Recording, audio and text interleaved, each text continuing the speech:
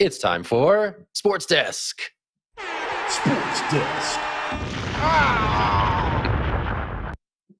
You love to see it. All right. Mercury, which is doing fan engagement and digital collectibles for the college athletics space, is raising some fresh capital, $7.5 million in a round led by Multicoin Capital. Mercury is built on Flow, not some of the other chains, which Multicoin is known to back with regularity. But this is something that, again, speaks to sporting demand for enhanced fan engagement experiences, this time straight to the realm of college athletics rather than the pros. Jen, I'm tossing this to you. Table stakes for big-time NCAA programs. Now they got to have their own thing, too. What do you think?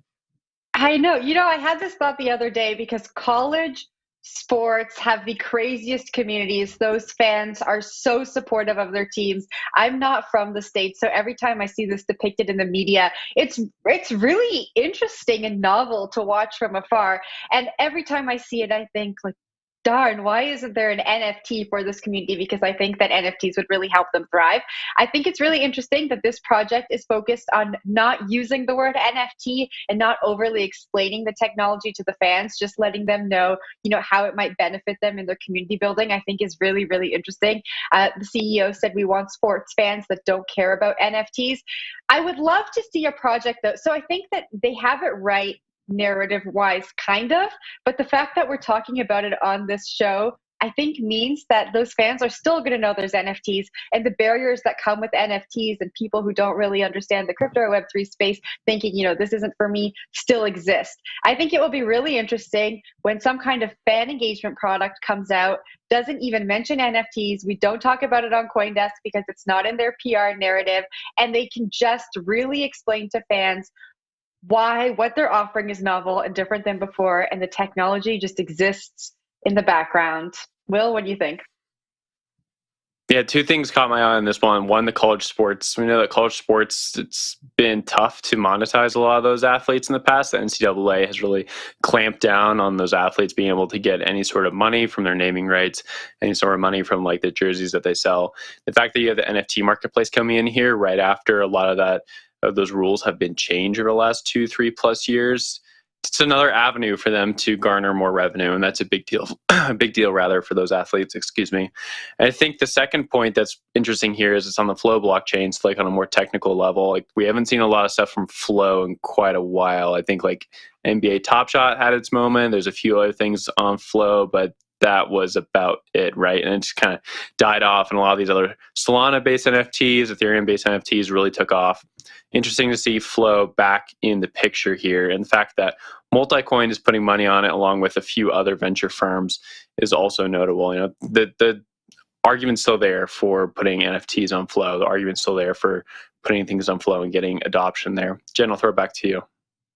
Yeah, we've said that a few times on the show, like, we haven't talked about Flow, but here's this new project. There was, Genies and a few others, but then we haven't really spoken about them again. I think that college sports could actually put them back on the map, though. Zach, what do you think? I mean, it seems pretty piecemeal, right? So I think the early sort of partners that this project has signed are like Clemson, which is a big football program. And just looking at their offerings, right? They have like sort of the membership pass, like $25 coming soon, some virtual cleats coming soon, some other things that, resonate with Clemson fans. So I guess they have some early success, but I would imagine the difficulty is that they have to do this to all these different programs and all these athletes, individual athletes who now can profit on their NIL rights, their name, image, and likeness rights, which is a new development in the NCAA world, and which I think many firms are seeing as opportunity to, again, help these athletes monetize their performance in the college ranks. So this is a bit of a new territory, both in the digital collectible realm, but also in like the college athletics monetization realm. So I think a lot of investors are probably seeing this is an opportunity to place a few strategic bets, because college sports in the US is a huge business. I mean, SEC football is a religion for many, many people in this country, as is March Madness, as are other college sports up and down the chain. So I guess this is, a relatively small bet from some seasoned investors in the space that, hey, maybe these unique, targeted, fan engagement activations across various campuses around the country could ultimately pay off in a big way down the line. But as it stands right now, early days for this one, but certainly something to watch.